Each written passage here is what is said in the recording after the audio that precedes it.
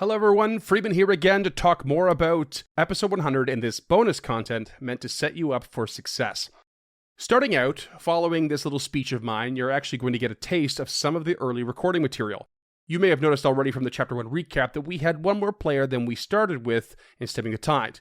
Well, get ready for one more on top of that. In order to bridge the gap of the events between Chapters 1 and 2, I had come up with an idea to record semi-planned and semi-improvised vignettes, as we called them, which feature characters from Chapter 1 and new ones that would be introduced in Chapter 2. In the grand scheme of things, these characters, like before, take a bit of a supporting role to Aelin, but are well featured in this next segment at the very least. These also set the stage for the next adventure hook for Aelin and crew and what they planned for the fish camp that they so bravely liberated. These little snippets gave us an introduction to NPCs we would get to know in Stemming the Tide, and even a closer peek at one that had not seen much airtime until now. They also explore how the fish camp became known as Aelin Weinmar's Rod and Bow Club with the help of the Otari community. While the audio quality may not be as high a standard as we try to maintain now, who knows, maybe James actually worked his magic and made it so anyway, I hope you enjoy these vignettes nonetheless. I think they're super fun. A big thanks goes out to Frank and Marshall, who were part of our test recording phase, but sadly could not commit to the project long term. At the very least, you'll get to hear the fun flavor they added to our experience. These vignettes will be followed by a recap of our playthrough of Chapter 2, which is presented in 2 parts. And if you are listening on the Patreon-only feed, stay tuned like Chapter 1 for behind-the-scenes discussions after each part.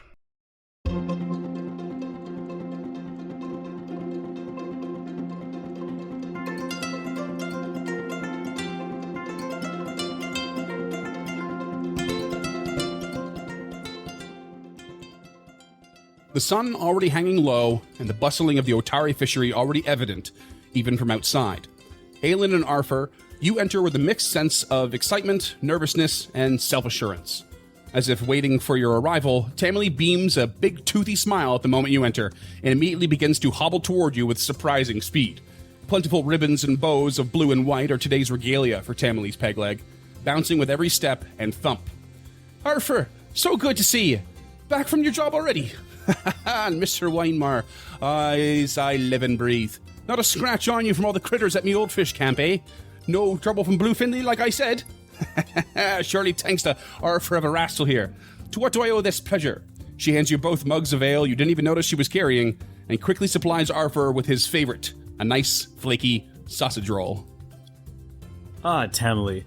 Times are well at the new fishing camp. We've dealt with all the issues. Even Blue Finley. We've actually come back to talk a little business with you, if you don't mind. Oh, certainly. Why don't you step into my office? And she plunks down at the nearest table. Fabulous, thank you. Go on, sit. Great. The first order of business is I would love to keep on Arthur. He's been such a good worker, and I just want to run that by you. Oh, Arthur's always been his own shoonie. You know, always helping around town. I've got no say-so. The offer always stands there, Arthur. You always have a job here, but you do as you please. He'll be a great asset, I'm sure. That is very kind of you, Miss Tamily. The truth is, getting out and stretching my legs has been rather refreshing. Reminds me of my youth in my days in Absalom. A new adventure every day. I'm very much enjoying the company, the spirit, and the fresh air. Makes me wonder the reason you're so short is maybe you didn't stretch enough. Ha. So what's this business then? Second order? Second order of business, indeed. Now, Tamily, I can't thank you enough for the original offer and getting us set up in this new fishing camp. It's been wonderful so far, and we're really looking to take it to the next level. I am here to talk to you about a loan. Oh, is that right? What sort of deal are you looking for here? Well, we can button down a price after we just negotiate a little bit, but basically I'm looking to overhaul the camp, give it a renovation, have it looking fresh and new for our visitors. We're going to turn it into a hunting and fishing camp. It'll be glorious. Oh, and exactly how refined are you looking to make this camp? I mean, it won't be like a noble house in Absalom, but I think it'll be quite nice. Quaint. Cabin chic, if you will. What sort of clientele you looking at? Oh, we're looking for nobles, looking to get away from the big city. Give them an outdoorsy kind of adventure. I think it'll be great and very popular. Right, we do have a lot of travellers to and from Otari, but the big money doesn't tend to come by. That's not a terrible idea there, Aelin. Well, thank you very much. As I said, we'd love to keep on Arthur as our lead fisherman to help out, catch some fish for us, and show the nobles how to do it. That sounds great. So what's the plan to pay me back then? We can discuss the cost later, like you said, but what sort of things you charging here? What do you got? Now, this is where we're going to defer to Arthur a little bit, as we're going to pay you back with fish to begin with. And I think after a short time of paying back that loan slowly, we will start to pay you back once we have visitors in. Then we can pay you back in cash as well. Right. Arthur, you up for such a task, are you? Well, you know how good I am in a boat with a rod, and being on the ocean with a little bit more room to work, as long as the alligators or crocodiles do not take them all, I think I can keep you well supplied in the fishes. Right. Well, you know there's some rare fish out that way there, Arthur, that we don't quite get in the bay here, so you make sure you bring me those first, right? Oh, that's what I'm counting on, Tamale. The regular bass and fish are fine and well and good, but if Aelin wants to turn this into a noble fish camp, we will be hunting the marlin, the big fish, the shiny fish, and the colorful fish. Her eyes are just like beaming now, just sparkling at the idea. Now, Tamale, just to further sweeten the deal for you here, I know that it's going to be quite a bit of cash up front, and I want you to know that we're good for it. But moving forward, how about this? Every time I bring a noble to my camp, I will bring them by your games hall, at least one time during their trip, to bring some of their gold and spend it at your establishment. Does that sweeten the deal a little bit? Mr. Weinmar, you know exactly how to sweeten the pot, don't you? I think we can make ourselves a deal here, my fellas. Let's drop a contract, shall we? Sounds wonderful.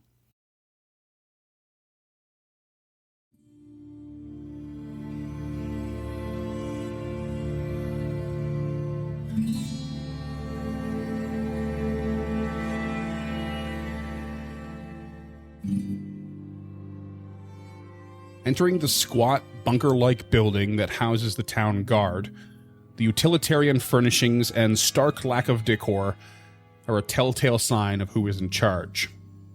Krugga has unconsciously held onto a scrunched face of discomfort ever since entering town, wrinkling even more upon entering here. Aelin, in quick tow, dressed to impress and latching onto an air of confidence. You both approach a desk squarely placed in front of the main entrance. The clerk behind the desk begins to wave their hand dismissively, shaking their head and beginning to speak without looking up. We're not taking any requests today from the locals. If you need to file a report, you find the forms over on the door at the back of this makeshift lobby. Swings open with a slam, and out marches a man with impeccable posture, belying his medium height and slim build. His mutton chop connected mustache is thick but well maintained, while penetrating gaze shooting out from under a constantly furrowed brow takes in every inch of the room. Gerald, why wasn't I informed our newest entrepreneur has come to pester me? Disgust oozing from the rhetorical question. Gerald foolishly attempts to reply. Never mind, Gerald. He marches up to Aelin and stands firm. What do you want, Mr. Weinmar? Aelin looks at the captain with a smirk, looking down at him from his 6-foot stature. Ah, Captain Longsaddle, what a pleasure to finally meet you. I've been hoping we'd cross paths sooner, but today is just as good. Listen, Weinmar, I'm a man of action, so you can cut with the pleasantries. What do you want? Ah, a man of business. I do appreciate that. Let's talk. I'm looking for, I don't want to say a favor, but a proposition. I'll be bringing nobles into town to come to my hunting and fishing club, and I was hoping that we could get some increased patrols along the trail to the resort. Increased patrols? You waltzing down here, barely bothered to ask any questions about why I shouldn't be bothered. And now you want me to patrol more? Krugga, what the hell are you doing here? With a deep breath and kind of turned away, Krugga starts under his breath, Lardis fucking Longsaddle, and turns around. Lardis Longsaddle! Well met, my friend. Let me tell you, we need your help. You are the only thing that can help our situation right now. There's a big boon coming to this city, and it's gonna help all of us if you can increase your patrols, keep the pests off of the trail. Right. So what you're saying is you're gonna bless the economy of Otari with your noble money, and you need my help, because what? You're going to be taxpayers. Great. Well, here's the thing. I've got a little situation of my own. See, good number of my guards turned 40 in the last year, and you know what that means. Or do you, since you're new in town, haven't bothered done your research? Well, I'll tell you what it means. It means a lot of them are retiring to barrister and clerical work, which makes me short-handed. Now, I've got some new recruits that I'm training up right now. Hopefully, they'll be a little better than the last batch. But that's going to take some time. So I'll tell you what, Mr. Weinmar, Krugga, I'm sure you've got some extra aim in this, but what I need from you is to be at my beck and call. If there's something around town I need help with, you help. You do your part, and once my new recruits are trained, I'll patrol your silly little trail. Ah, Captain Longsaddle. I'm surprised you waited this long to ask. Of course we are here at your beck and call. We are just humble citizens of the beautiful town of Otari. Taxpayers. We'll help you whatever you need.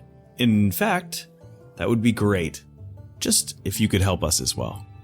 You can see his mustache lump up on one side as his lip curls because he just realized that you've turned it around on him to make it sound like he needs you, and he doesn't know how to handle it. He's like, all right then, if you're a man of business, shake on it. We have a deal? My beck and call, mind.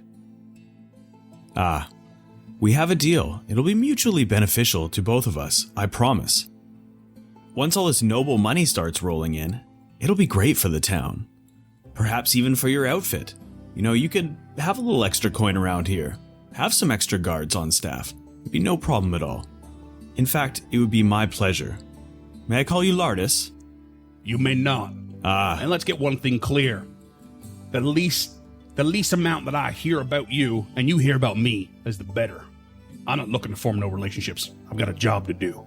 He shakes your hand, nods, says, Mr. Weinmar. And he turns his head towards Krugga and says, Krugga? Krugga spits in his hand. Hell, what's a neighbor for? And goes for the shake.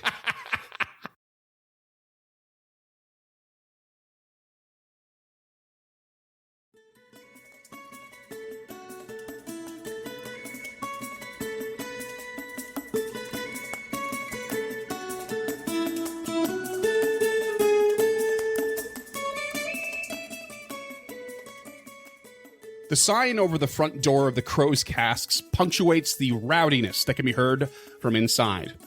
A group of drunken crows perched on a leaky cask is all too appropriate a visual for the crowing drunks happily partaking in the cask's wellspring inside this popular establishment.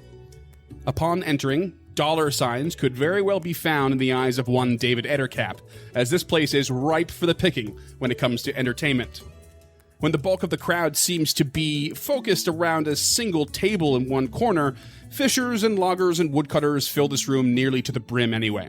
And even Aelin's lithe build offers no more room for navigating than does David's small stature. Bumping shoulders and elbows, spilling drinks and offering apologies, the partners make their way to the bar where they find a black-feathered Tengu directing bar staff, a purple robe adorning their body, and a kit of alchemical ingredients ever at the ready in one hand. The Tengu adds dashes of this and pinches of that to many of the drinks being served. Despite the chaos, the Tengu spots you both as you approach and quickly abandons the nearly panicked bartenders. Ah, I was wondering when you might show. You must have heard about my famous concoctions, my delicious libations, and my eccentric potables. Come, my name is Magaloy. What can I get you? And she deftly plunks onto the bar vial after bottle after flask after decanter after carafe of innumerable liquids and mixtures. Ah, Magaloy, so good to meet you. And sorry it's taken us so long to come around. My name is Aelin Winemar, and I as well come from the beverage industry. I used to make wine. Oh, it's in the name, isn't it? A strong name, Winemar. Indeed, I'm from Zamar, and we used to brew glorious wine there. Oh, beautiful. Old world zins. And how about you, Mr. Ettercap? Oh, I've lived much more of a simple life myself. Better with words than I am with my hands. I think that we might be able to come to an arrangement, though. You might have heard that we're starting up a new enterprise. The old fishing lodge. We're looking to give it a bit of a spit shine. Ah, yes. Word on the street is that you are looking to bring in some big money nobles. Oh, we most certainly are. And the two of us have spent some time around them in the past, so we tend to know what they're looking for. And we hear that your concoctions might just be that. Something unique and special. And I kind of reach over and start, moving my fingers along the different vials and sort of looking them up and inspecting them.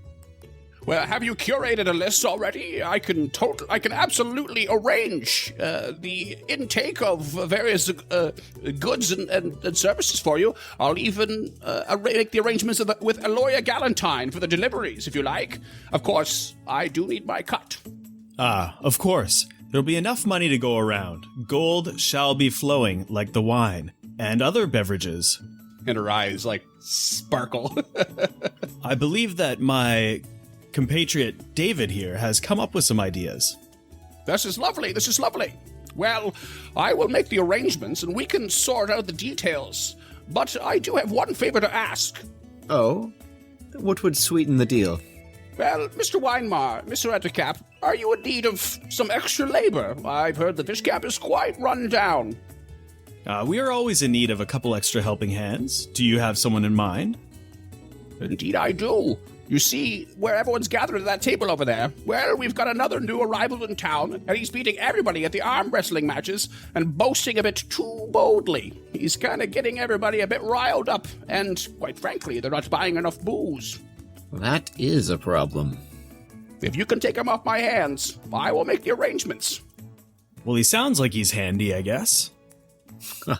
He's strong, at least. Well, perhaps he might be able to give Krugga a run for his money. Well, thank you very much. We'll be in touch about some orders in the future. David, why don't we go check this man out? I look forward to it. I pull a scroll from inside my jacket and I slide it across the counter to the Tengu, and I'm like, go through this first. If you see anything on there that's outside of your areas of expertise, please let me know right away, because we'll need to adjust the menu accordingly. She unfolds it and cocks her head a couple times interesting. Oh yeah, okay. It just kind of wanders off. You can find pineapple mint, yes? She's already gone, just absorbed in it. Aelin is, very delicately just guiding himself through the group and the big crowd of people towards the table. And there you see a magnificent sign of this pretty beastly dude arm wrestling somebody. What does this guy look like? Oh, well, I'll tell you. He's a big fella, as you said, completely bald, but with a thick, black, oiled mustache. He's got show muscles, I'd say. One of the folks that, cultivates for size and impressiveness, not necessarily for actually being able to lift things. He's wearing sort of a tattered jumpsuit that was probably nicely made at some point in the past, but, these days is soiled as if he, spent the last night sleeping in a ditch. And, just a big, muscly beast of a guy, but friendly. Not intimidating, but jovial, jolly. And he just, at this point, slams the other guy's arm down. And there's more groans and annoyances than cheers because he just keeps winning and keeps winning. The locals are starting to get annoyed by this out-of-towner. But upon his victory, up walks Aelin and David. Aelin approaches the table with a smile. Sir, an impressive victory. I've heard you've had many. What is your name? Hello, friend. Yes, I've had many victories so far in this tavern, fighting against weak villagers here. My name is Great Miroslav, but I'm certain you knew that already. I'm sure the talk of me is made it through this entire town. Oh, yes, of course I've heard of you. I just didn't realize at first, and he winks at David. Are you looking for work by chance? Well, I mean, it depends on what work you're talking about. I've already taken much money from all of these villagers here, so if it is challenge, if it is possibility for glory, then it could be work I'd be interested in. David starts to look at the little collection of coins upon the table that he's developed there, and he's like, "This, is but a pittance compared to the riches that flow from the great Aelin Weinmar, one of the wealthiest nobles that has ever walked this region. You would be wise to listen to my employer." Well, tell me, will there be villains to defeat and enemies to vanquish? Well, you'd be getting in on the ground floor of something very special. And let me tell you, we've already had to slay many, many beasts in our journey so far, and I'm sure there'll be more to come. And plus, we need some strong hands, and you appear to be the strongest man I've ever seen. Oh, flattery! It will always get you far with me. I'm used to it and I expect it. Wonderful. Well, perhaps you can come back to our camp with us, and we will show you our new investment. Well, fine. Most of these villagers have only copper pieces left, so perhaps it is time for me to be leaving this establishment. I'll come with you, see what you have to show. Excellent. Well, pack up your pennies, my goodman, and let's take you to a place where you can make some real gold.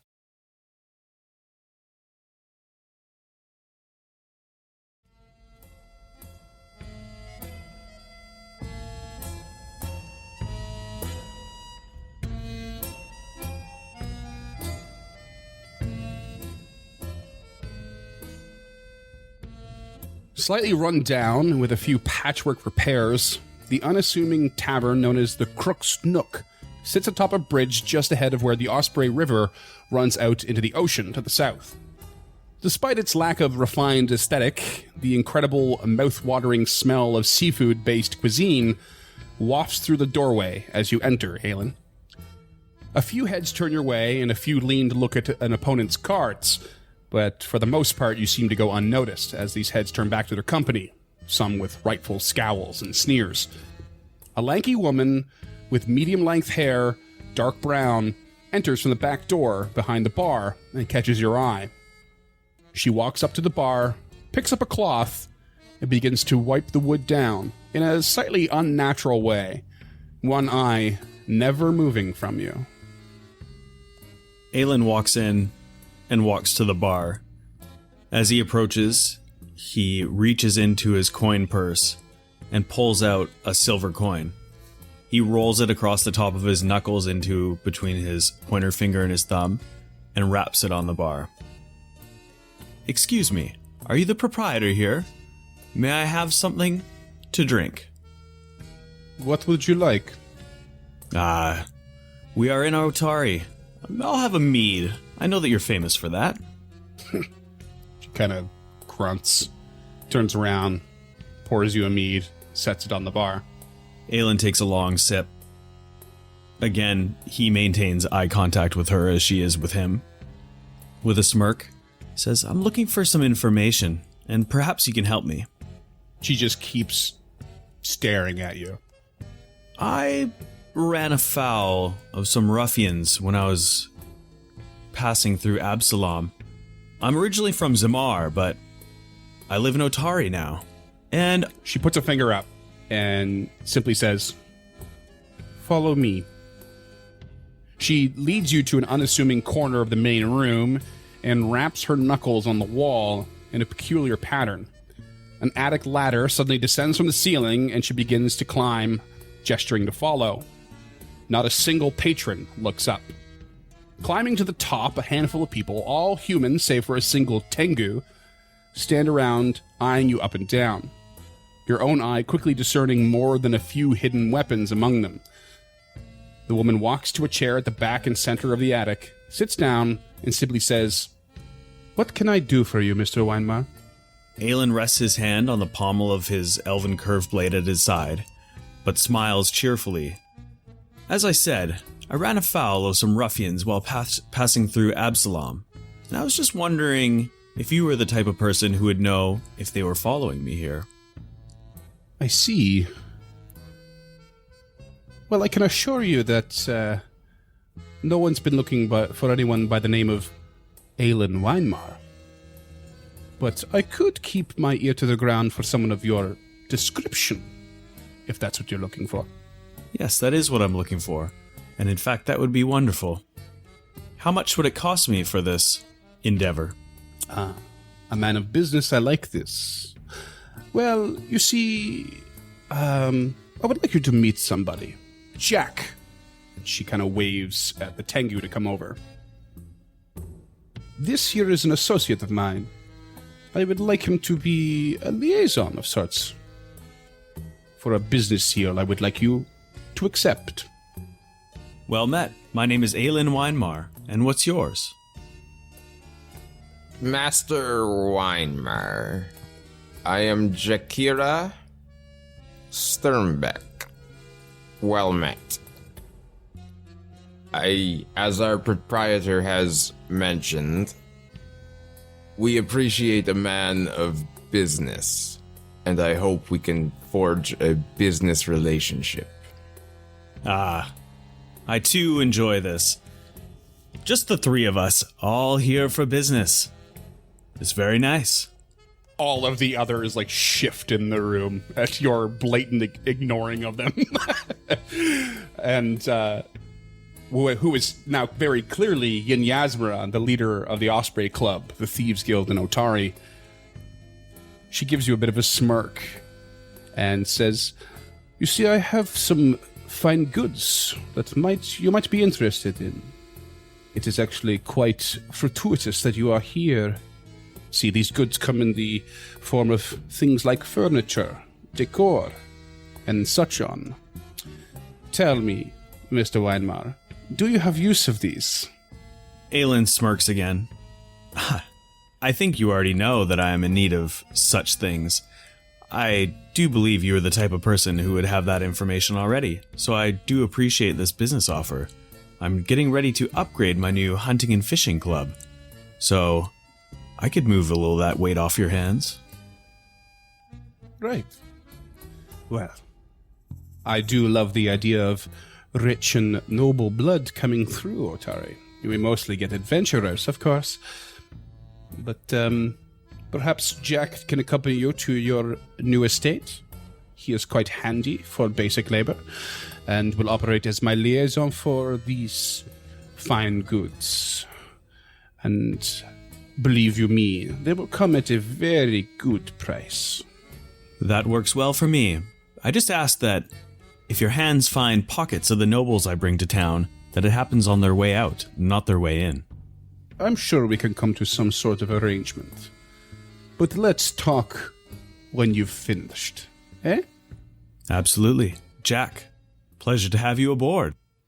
The pleasure is mine.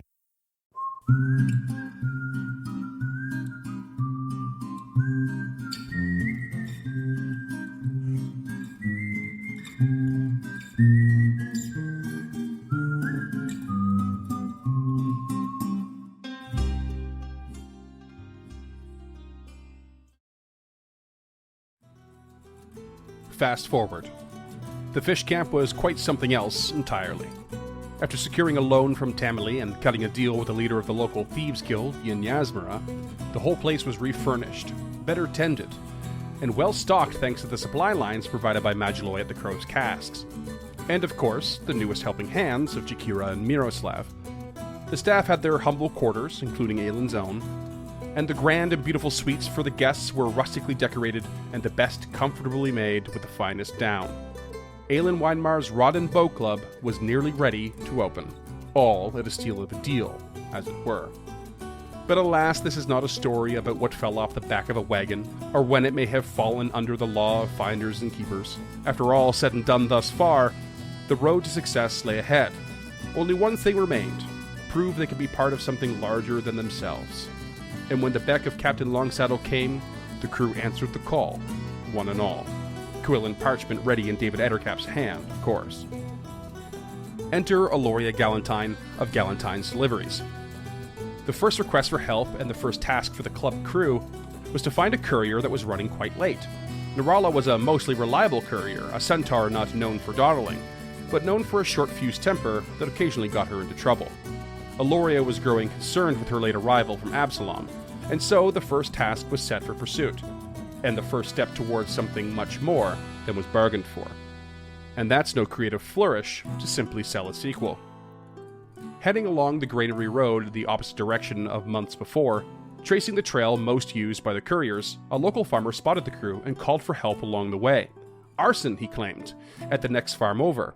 And sure enough, the evidence of deadly fires were but a shot away, though it was not the work of some local ragamuffin or wandering scoundrel, but of wolves and hellhounds who had trapped some locals within their home.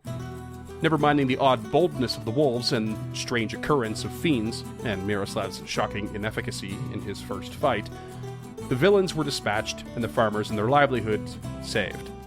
Hala Highstepper, leader of the Otari Farmers Guild, was among them, and she gave her assurance the guild would band together to repair the damage done and see to it the farm was restored to working order. And David ticked another box off the improvised checklist of tasks complete. After all, it's not only what is asked that needs to be done.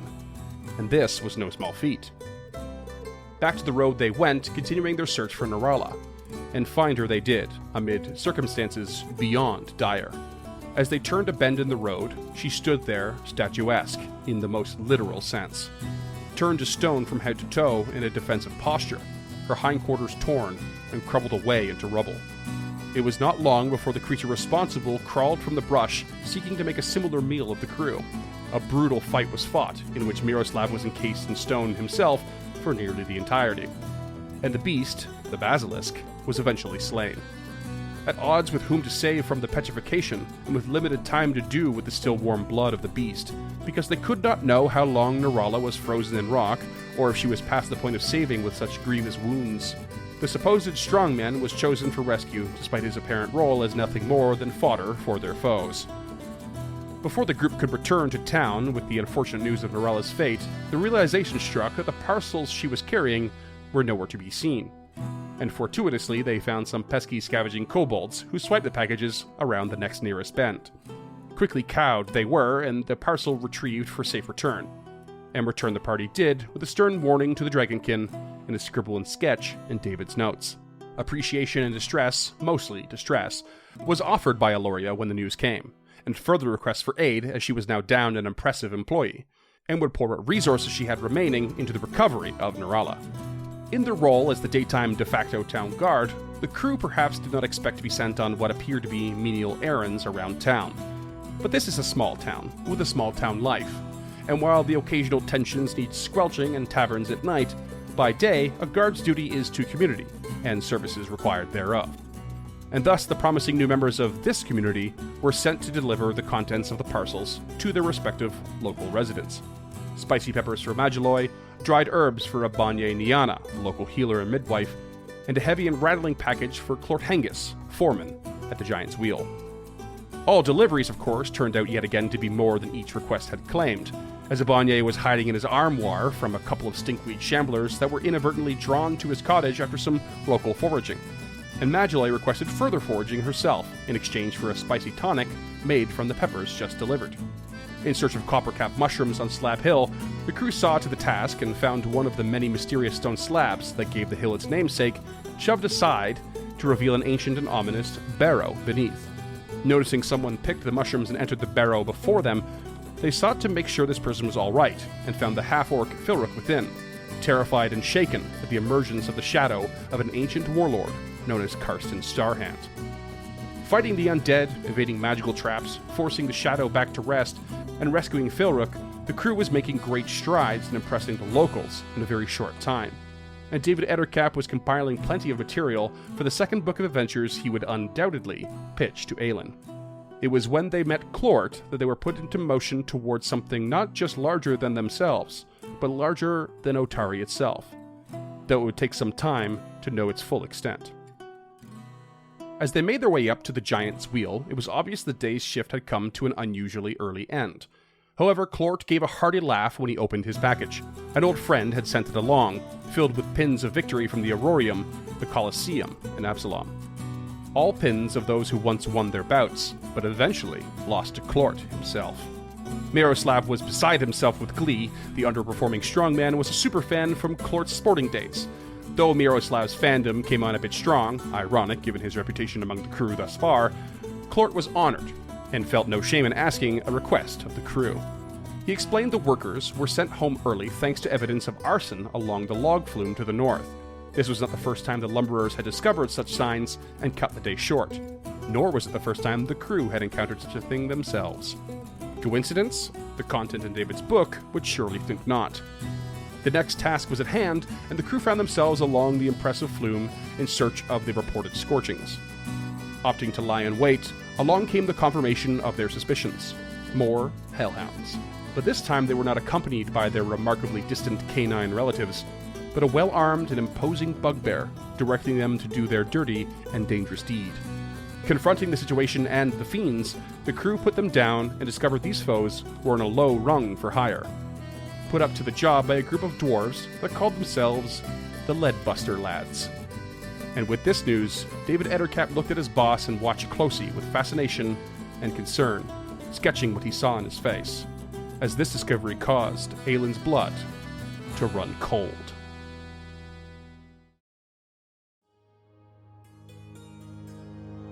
Training new guards takes time. Maybe not as long as in the big city where the resources are plenty, but the job more complex, but long enough. And so, the weary crew warily continued their efforts to aid the town in what needed doing, albeit with Aylin and David more frequently glancing over their respective shoulders. Their next task was all too appropriate, coming from a local lumber company and through Aloria. They were to escort supplies along the road for safety. Not a far cry from their quest to have the road to the Rod and Bow Club guarded. However, safety concerns here were now a little different than the usual fauna pushing the boundaries of their territory, as more reports of arson and fire and even increased monster presence have been steadily feeding the rumor mill.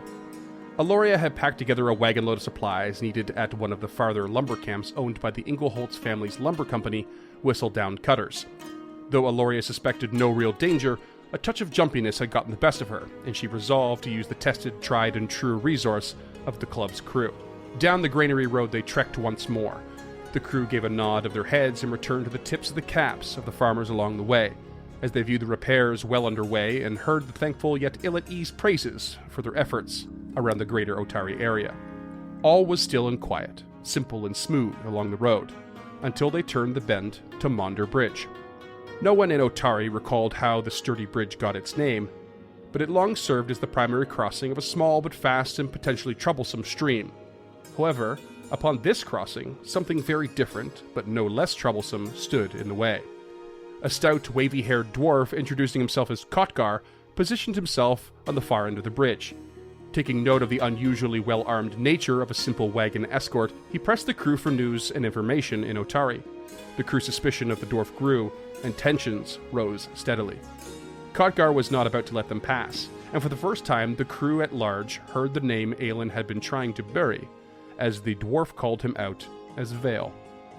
Kotgar was indeed one of the Leadbuster Lads, one of 4 very violent ghosts of Aylin's past, a quartet of uncontrollable brothers who once worked for Aylin's greatest rival. And though on a usual day, this dwarf would let most go by and continue along the road, this day it came to blows, as the dwarf intended to claim a bounty upon Vale's head, and cheerily delivered news of the death of Aylin's old friend Din at the hands of his old rival, Chalkface. David, of course, was among the bewildered, but especially so, because according to the accounts in his book, the events should have been reversed, with Chalkface dead at the hands of Din. And Aylin was either unaware of his survival, or had a knack for bending the truth for a good story. Either way, the storyteller in David was delighted, and his hand poised over his weapon. The dwarf swung his great hammer and called for the aid of his hiding pet leopard, which sprang down from a tree with great speed, but the crew was quick to put them both down, never to harry another traveler again. Although this fresh newborn news might be just the thing David Ettercap would need to properly pitch book number 2, the pit in Aylin's stomach would need refilling before such a time could pass. And for the moment, the question that bagged was this: What on Galarian was Khotgar Leadbuster doing on this road, guarding this bridge? Part of the answer to that question came swiftly, as they found a hidden path within the overgrown brush along the forest line, a path that led to something long forgotten. Something forgotten exactly as long as the origin of the name of Monder Bridge, in fact. A small castle, worn and abandoned, standing alone, hidden by the flora and the protective canopy of trees. Within a fountain in front of the castle, the crew found a rusted box, and within the box a silver signet ring set with a large ruby and inscribed with the words, Lord Monder. In a piece of parchment brittle with age that read, "The bearer of this deed and ring shall be the owner of Monder Castle, Monder Bridge, and all appurtenances thereto." What this meant exactly, and more specifically how legally binding it would have been at the time, was interrupted by yet another unwarranted hostility, as a perched gargoyle on the eaves of the castle sprung to lively animation and swooped down upon them.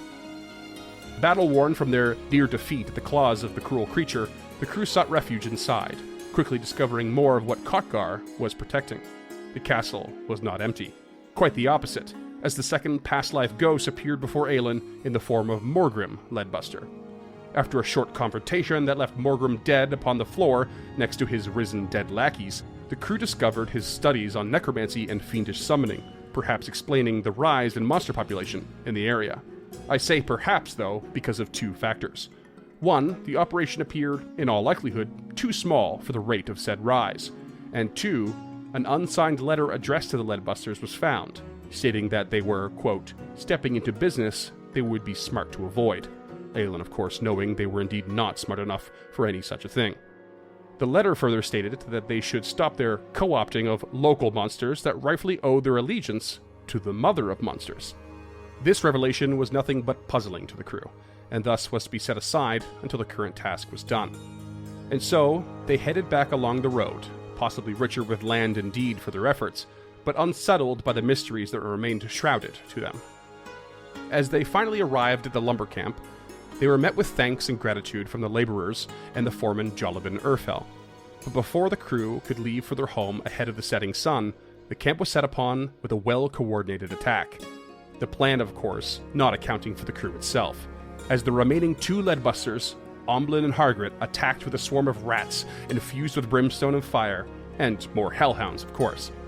The lumberers bravely joined their leader Jolibin in the fight for their lives, swinging their axes and tipping their log piles over the rats and hounds alike, and the crew dispatched the final lot of Aelin's haunting past. Final, for now, that is. And the only thing left to explain the reasons why were detailed maps, gold-lined pockets presumed to be payment, and the burgeoning question, who hired the lads? And who is the mother of monsters? And for once, brave David Ettercap hoped there was no interruption on the crew's way back to the Rod and Bow Club. He had far too much to write about the crew. Venerable heroes in the making.